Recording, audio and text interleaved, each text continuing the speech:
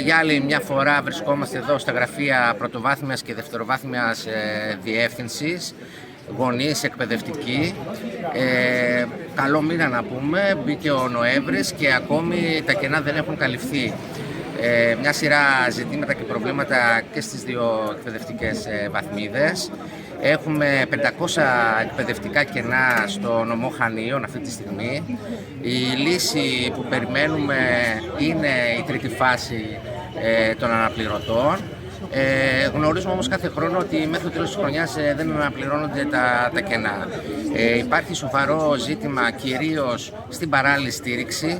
Έχουμε προβλήματα στα ειδικά σχολεία των Στερνών, όπου είναι το τελευταίο υπερσύγχρονο σχολείο, αλλά νοσηλευτή δεν έχουν, με αποτέλεσμα τον νηπιαγωγείο αυτή τη στιγμή τα παιδιά που πρέπει να έχουν νοσηλευτή να πηγαίνουν μόνο 2 φορές την εβδομάδα στο σχολείο και του δημοτικού 3 φορές την εβδομάδα. Να πούμε ότι στον νηπιαγωγείο από την αρχή της χρονιάς τα συγκεκριμένα παιδιά έχουν παρακολουθήσει 10 ημέρες μάθημα μόνο. Από εκεί και ύστερα μας έχουν έρθει από γονείς και άλλα ζητήματα. Σε όλα τα σχολεία υπάρχουν κενά. Να πούμε ότι στο δεύτερο είναι το μοναδικό σχολείο στα Χανιά που έχει την Ιταλική γλώσσα, όπου δεν έχει έρθει φιλόλογος Ιταλική, δεν έχει έρθει ακόμα εκπαιδευτικός. Στο μουσικό δεν υπάρχει μαθηματικός. Στο Βαρύπετρο δεν υπάρχει παράλληλη στήριξη. Είναι κάποια από τα ενδεικτικά προβλήματα που μας έχουν έρθει. Από εκεί και ύστερα παλεύουμε για όλα τα ζητήματα στα σχολιά μας, όπως και όλο το προηγούμενο διάστημα.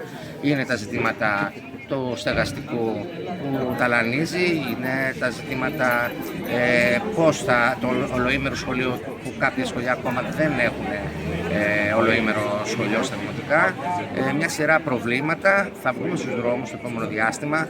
6 του μήνα οι μαθητές κατεβαίνουν στους δρόμους. Εμείς οι γονείς στηρίζουμε τα παιδιά μας για τα ίδια προβλήματα που διεκδικούν λύσεις και τα ίδια μας τα παιδιά μέσα από τα 5 μέλη και 15 μέλη τους.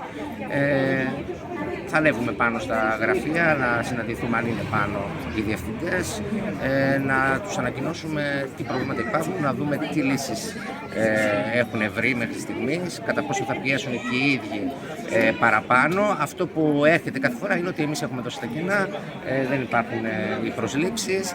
Εμείς γνωρίζουμε ότι οι χρήματα δίνονται για άλλους σκοπούς. Το έχουμε ξαναπεί, είμαστε στα Χανιά, είμαστε εδώ που υπάρχει η βάση της Σούδας. Χρήματα για πολεμικό εξοπλισμό μια χαρά βρίσκονται να δοθούν, για την εκπαίδευση και την υγεία δεν βρίσκονται.